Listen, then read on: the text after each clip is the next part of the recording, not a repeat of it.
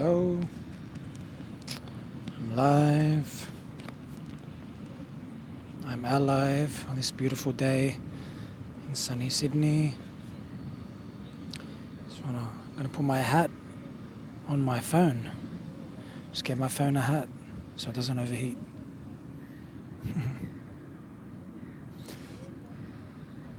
Maybe do a bit of practice while I wait for your questions. Any questions you guys got? Let's hang out. Oh, let's see what I got in my phone. Just gonna practice whatever's here. Voice is sore because like I got a problem here in my lymph node, so it's a bit sore. But I'm gonna try to sing anyway. Go on doctor tonight to see what it is, but it's probably just an infection or something like that. I got this song by Tank, Stronger. Fahim from another channel was singing this song and he sent it to me and I'm like, yeah, I love that song. I haven't done it in ages, so I thought I might give it a try. Just go over it again. Hey Dave. Hey Starburst.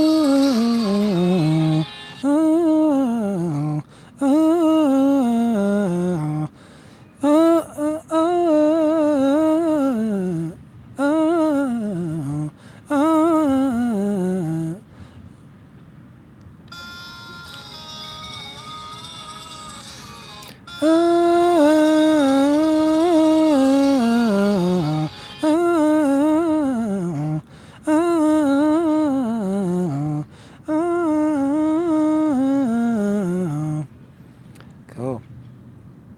Hey Pam, you call me? Hey Daryl, hey Faith, hey Joken. What it do, Jim?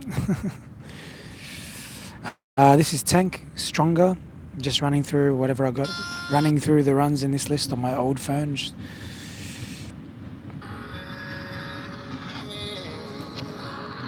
Thing. Tank's got really deep runs sometimes. Thing.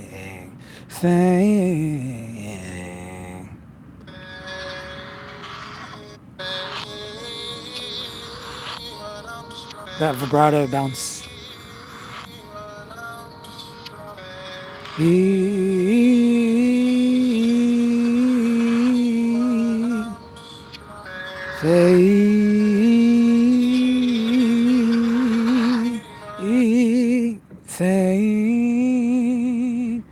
Thing.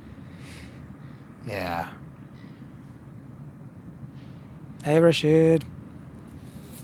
No reaction requests here, please, because I won't see them later. So just comment them on my normal comments, because I don't want to look back at this chat. Hey Faith.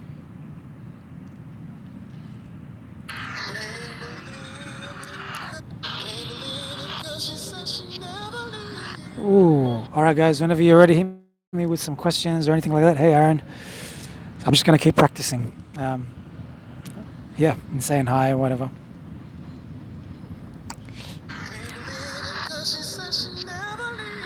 Ooh, hear that? That's crazy. Can't believe it 'cause she said she never leave. Can't believe it 'cause she said she never leave. Haha, yeah. Getting so much better at falsetto blends. Great question, Starburst. I'm a singer, but I can't seem to use vibrato. Can it be developed? Yes. So, vibrato. This is vibrato. Let me show you.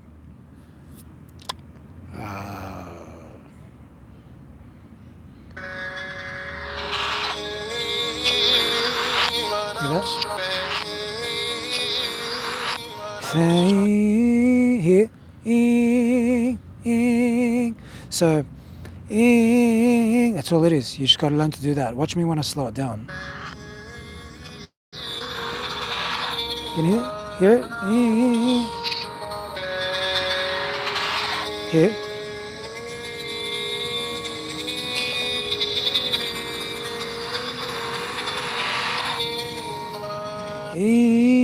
That's what he's doing. Got to practice doing that. That's the motion.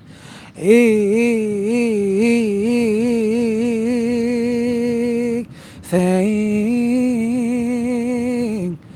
Oh, oh, oh. You can do different speeds. That's it. That's all it is. Anyone can learn it. I learnt it. Check out my B4s, my transformation. I had no vibrato back then. I did. It was like shaky. It wasn't really clear. It wasn't even. You can definitely develop vibrato, man. It's just a thing that you learn to do.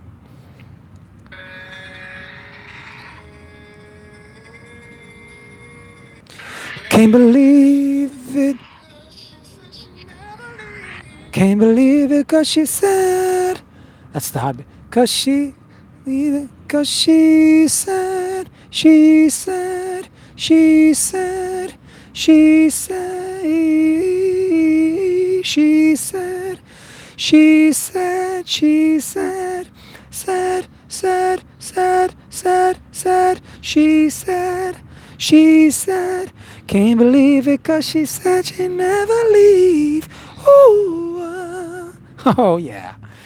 All right, see your questions. I get excited when I get shit better. Rashid, just started singing lessons. Oh, good on you. Teacher makes me hold my nose in order to project my voice more, so my voice doesn't sit back in my jaw area. What you think of that? I think you already know, Rashid. I think you already know what I think of that. Do you ever see singers holding their nose? That's one thing. Projection is just being loud. I don't understand why you're training projection. I've heard your voice. You need to work mainly on the elements, like staying on pitch, really accurate on pitch. That's really it. Sometimes you're just a bit flat, and sometimes you sing off key. So you need to practice staying on key and singing on pitch. And that is most of the lessons that I do. It's mostly about staying on pitch, because that's the hardest thing to do. That's what separates singing and talking. You have to stay on pitch when you sing. Projection, even when you project, you have to learn to stay on pitch while you're projecting. Projecting is just going loud. There's no point in going loud on a note if you can't even sing the note accurately. You know what I mean? That's why I would say, why are you doing projection already if you just started? Like, I don't even do getting loud until I don't even think about getting loud. You don't even need to sing loud to sound nice. Can't believe it 'cause she said she'd never leave. Ooh, 'cause I'm stronger. Singing is not just about volume. Volume is one thing. And you don't need to do this to go loud. It's just weird, bro. It's just weird. If you got weird placement, then yeah, but you just train placement. You don't need to hold your nose. I don't get it, man. Some teachers are weird, bro. Why aren't you doing lessons with me, man? You should be doing lessons with me. Is it because you want to do it in person? Don't fall for that either. I do lessons with people online. It's just as good as in person. Just as good. As long as you got a good connection, it's amazing. Yeah, man. You're getting roided, bro. You should be working on pitch. I've heard you. You're creative. You write good songs. You should be working on pitch accuracy, and staying in key, and working on your originals and doing covers of songs that you're good at.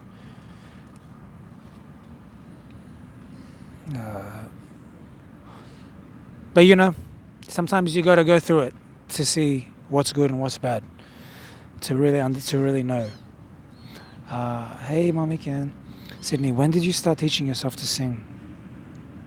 When I was 20, I think. About 20 years old, 19, something like that. I bought a book and I was like, oh yeah, I want to learn. But before I bought a book, I I just used to learn songs that I liked. Like I learned all the lyrics and that kind of stuff. Oh, excuse me. Hey Denise. Aaron, how can I practice to control my voice to hit the right note, coach? Thank you. That's a good question. Let's say you've got a note in a song. Some people struggle matching a note accurately. Okay, so what you might need to do is find that note on a piano. Now, that's what I would do with you in a lesson. But on your own, if you can't hit a note, it's probably going to be unlikely that you're going to be able to find the note on a piano. So what I would do is I'll just go to a piano, play a note, and then try to slide up to that note.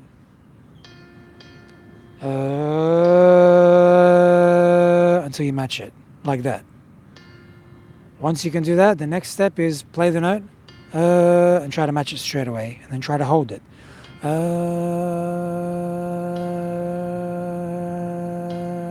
Because singing on pitch is like walking on a tightrope. You have to learn to balance. Beginners don't know how to balance. They're all over. They're singing all the other notes or in between one note and the next. You have to learn to stay on that one note. And those two methods that I just showed you there are very, very good ways to start. I do it with songs with my students. So for example, let's say we have a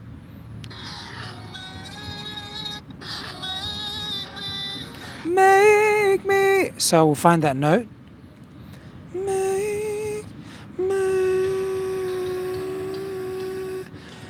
That's the first note.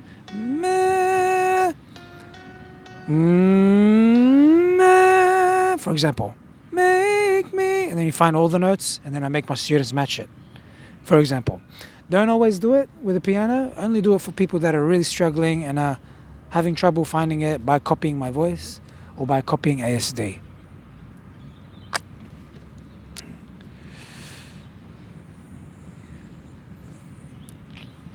Welcome, Starburst. Does vibrato come from the throat or the chest? Dave says. It's a good question. It all comes from your breathing muscles, all that kind of stuff. Okay, it's from here. I'm changing something in here. I feel it. If you put your hand on my throat, you'll feel the it going up and down. It'll feel like it sounds.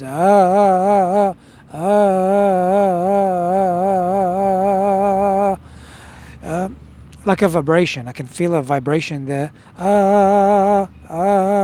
vibrating at that rhythm, like that. I can feel it. In my chest, I don't feel nothing. In my diaphragm area, like just on where your top abs are, I do feel movement, but it's just mainly like, kind of like the feeling when you're just going, it just feels kind of like that. Kind of like a squeezing, though I'm not intentionally doing it, if you know what I mean. It's happening as a result of trying to go, I'm doing that with my throat. Just like how when you speak, you do it with your throat. You're thinking about your throat. So with my throat, I'm making sound, and this involuntarily, it's moving and doing like there's a feeling in there, you know. Sydney, not a singer, but I like how you train teaching others. Thank you very much. I take pride in my teaching.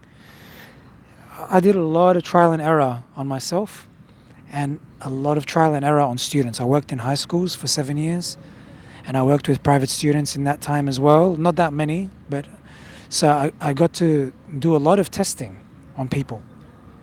And I had a lot of people to work with because, you know, you got 30 kids in a room. You find a couple kids that are really naturally gifted. You find some kids that are in the middle, and you find some kids that are very beginner. So I tested out all my methods on the kids over the years, and I noticed what was working, what would work really quickly. Because when you're in high school, you don't have that much time with people one-on-one. So I would take I'd have to be able to get a result in like 3 to 5 minutes max, what I would spend with people. So I learned how to get a result in that very short time, how to get the first inkling of progress. So if you come and train with me, or when I train people, you'll see they're making tiny bits of progress. Every 5 minutes, they make like a nice little bit of progress. And if you add that up over time, if you buy my 100 lessons, for example, which maybe you do in 6 months or a year or something, you would find that that's 33 hours of training with me, plus the practice you do at home. Say you do about 100 hours in the year. If you did 20 minutes a day, 5 days a week, including coming to classes once a week or something, or twice a week, that 100 hours of time of doing good reps will make someone really good. And I really try to make every bit of time very valuable. So I really appreciate you saying that. Hey, coach. No clouds, blue skies. Hey, Big Kahuna. Yeah, man.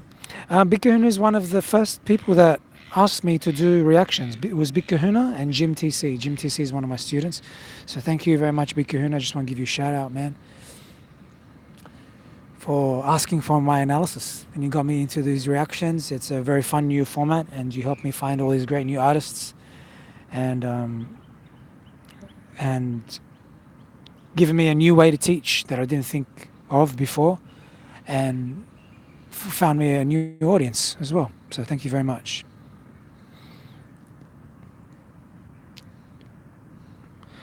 Hey Jen, Bikuna, coach, how do you properly warm up for intense singing? Great question, man, great question. Let me find something intense here and I will do it right in front of you.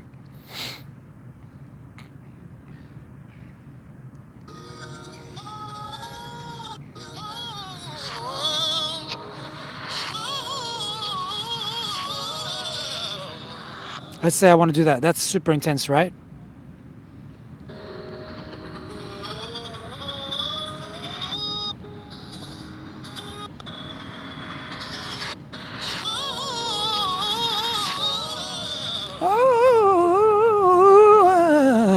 Let's say I want to warm up for that, right?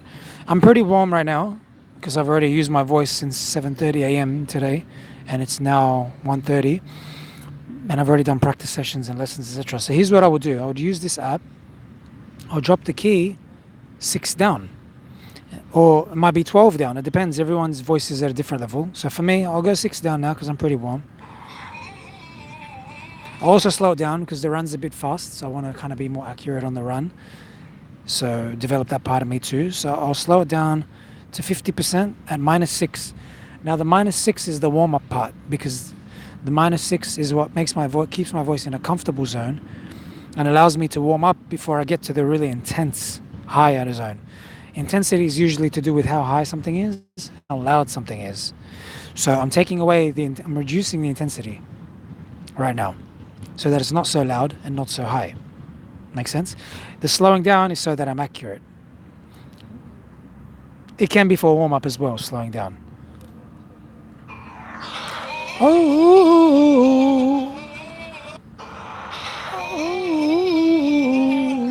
oh, oh, oh,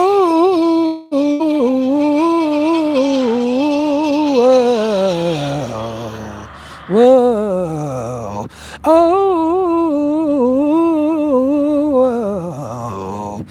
Now I'll go loud at those lower volumes. Oh,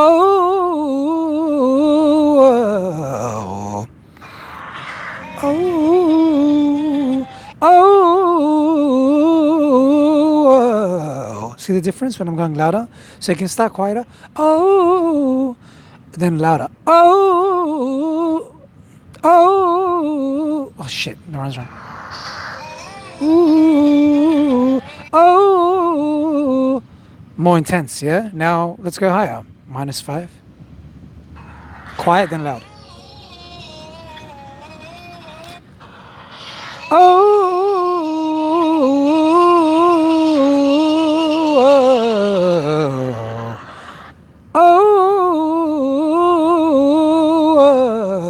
oh, very low. Can you see there how I'm modifying intensity? Now, -4, higher. Take a break.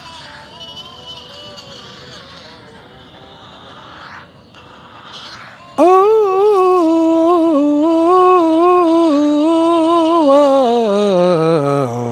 louder. Oh,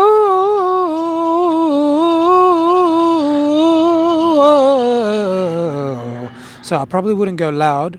I'm going loud now because I'm already kind of mid-warm, but if I was doing it with someone else, like maybe I'm training them in the morning, or maybe I'm training in the morning, I wouldn't go loud. I'll just do the soft ones, and then maybe I'll go loud at the end. I leave loud training for like past midday and evening training. I'd never do it in the morning. Except falsetto. You can do falsetto loudly. Now it's -3. Oh,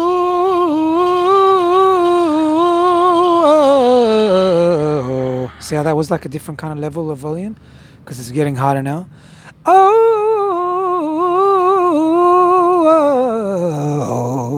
all right, that's at -3.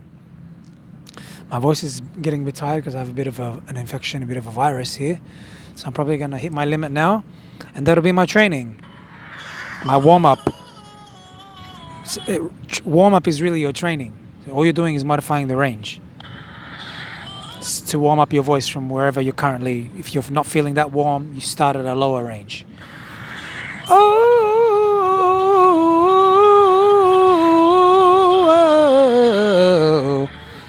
oh,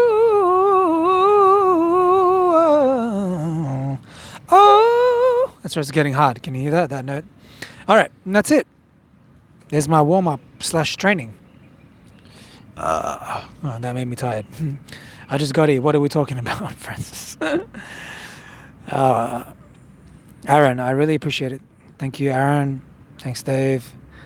Rashid, I appreciate your advice and thoughts, man. I probably just finish out this month of work lessons and cut it. Maybe I don't need them. 110 a month. Damn. 110 a month. Is that American? Yeah, man. Come with me, bro. Come with me. You do need it. Your pitch and your key can improve. There's a lot you can work on as well. There's a lot for you that you can do. You still learn all the elements, vibrato, runs, everything. Your runs is pretty nice. You just need to learn how to stay in pitch and stuff.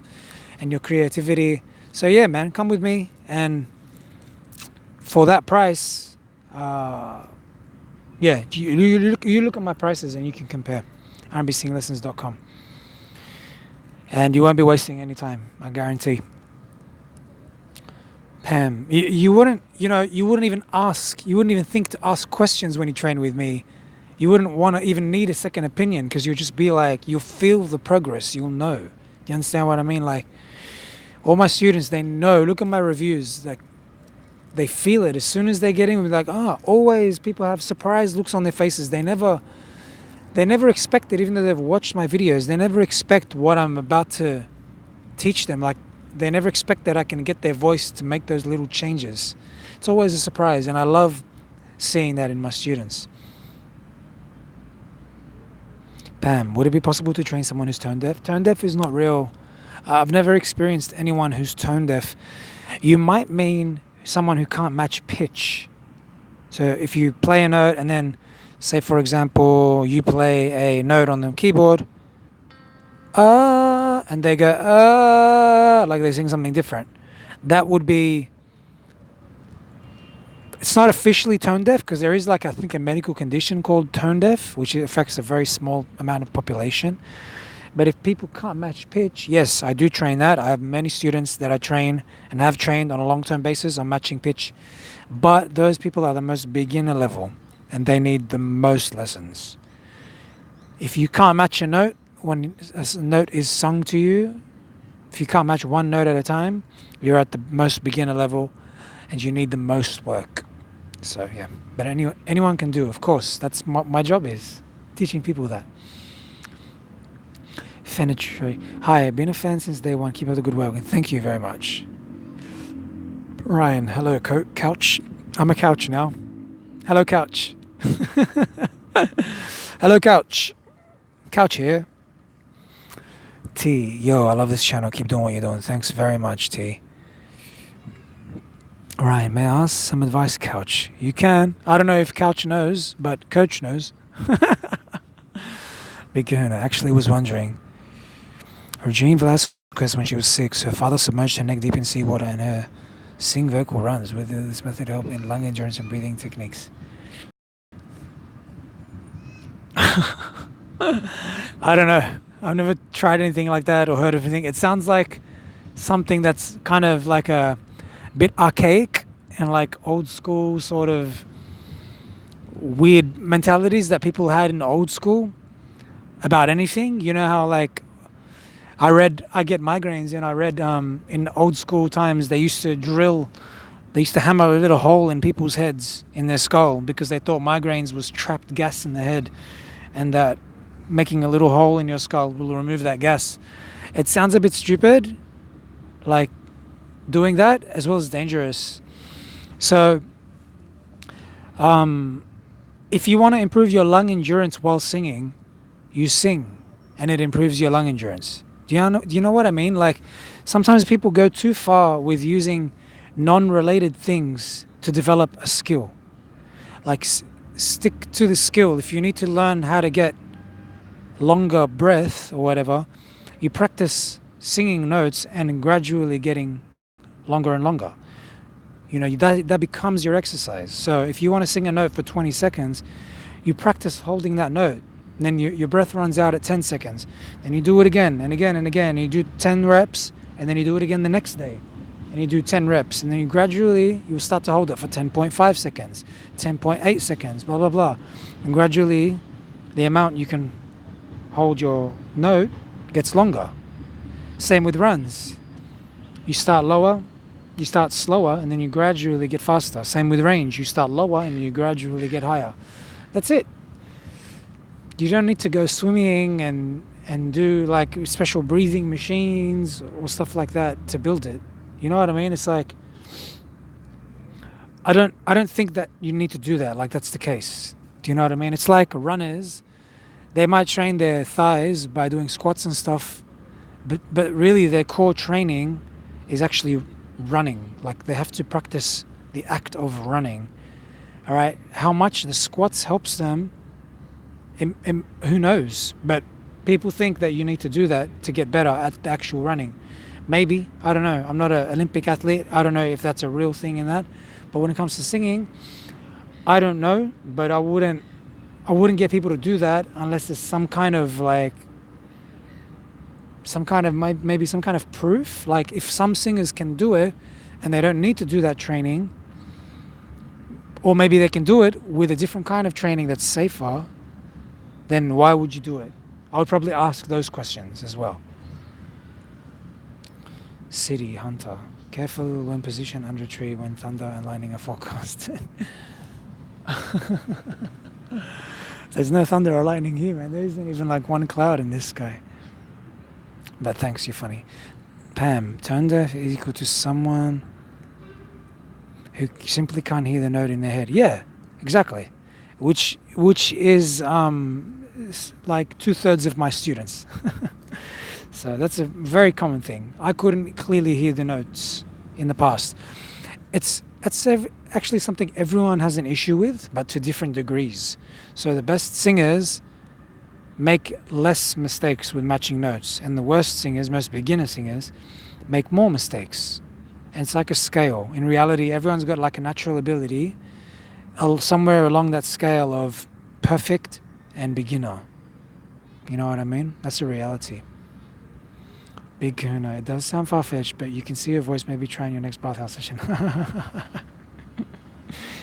I don't think I'm going to try that, bro. I'm making very nice progress. I don't need to try something like that. Yeah. Yeah, that's a common thing people can get trapped into too as well. When you see someone doing something really good, you think the reason, you tend to believe whatever reason they give, but it's not always correct, if you know what I mean. Like, for example, Michael Jackson had a teacher called Seth Riggs. So some people will think Seth Riggs can make someone sing like Michael Jackson, but in reality, Seth Riggs couldn't sing like Michael Jackson if he wanted to, even with his training or whatever, right? So it's like you don't. It's not always the reason isn't always what you think it is. Do you know what I mean? Like I meet a lot of people that are really muscular, for example, and they say to me, "Oh, like I don't really work out," and from experience, I know that that person is not telling the story accurately. Are they lying? Are they, in their mind, maybe they're comparing themselves to someone else? So they tell you they don't work out when actually they do work out, but they don't work out as much as in their mind they think their friend works out, for example, or whatever, things like that.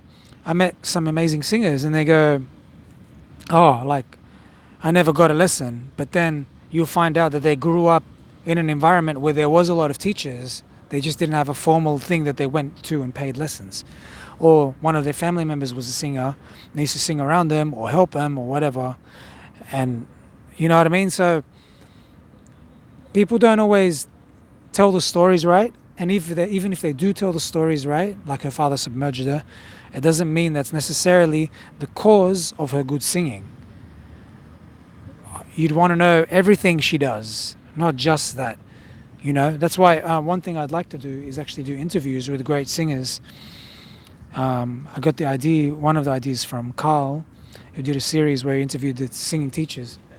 But I'd actually like to not just interview singing teachers, but also interview great singers. And I have a lot of great singers I know. I've already made a question list to find out, about the stories of great singers and how they came to be great singers, you know.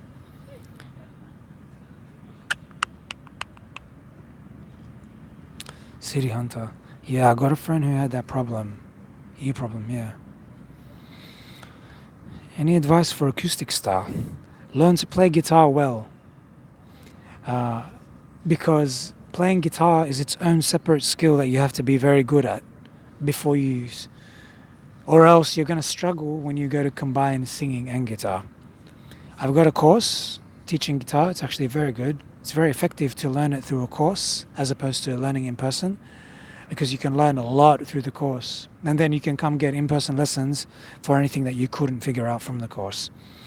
But you want to be really good at them individually. The mistake I made was I kept playing guitar and singing at the same time and didn't do enough practice where I split the two apart and focus just on singing and just on guitar, and have that time where I separate them and work on them individually. I did for guitar, I worked on it individually, but I didn't spend enough time on singing alone. So my guitar was getting tight and my singing was like not quite catching up. So when I put them, and then you have to train doing it together at the same time, which is a whole other separate skill. Yeah.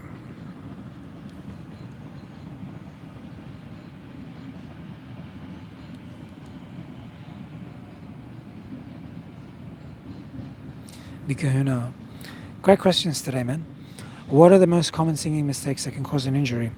Singing too high for your ability, and singing too loud too often, and singing the same thing too many times without variations or without changing keys, etc. Because it's like grinding on the same part of your voice. Singing too much without resting,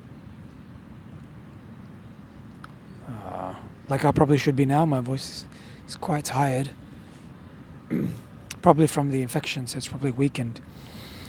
Those are the 4 things I'm aware of. Ear structural malformation. No, it's a brain. It's an intelligence. It's not an ear thing.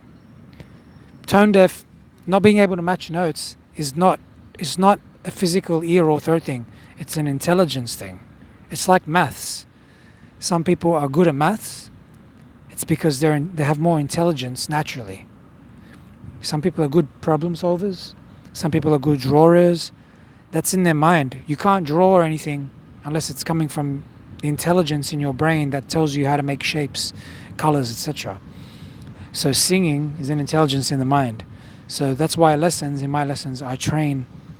It's partially ear training as well as vocal muscle training. Fahim's a go? Okay, cool.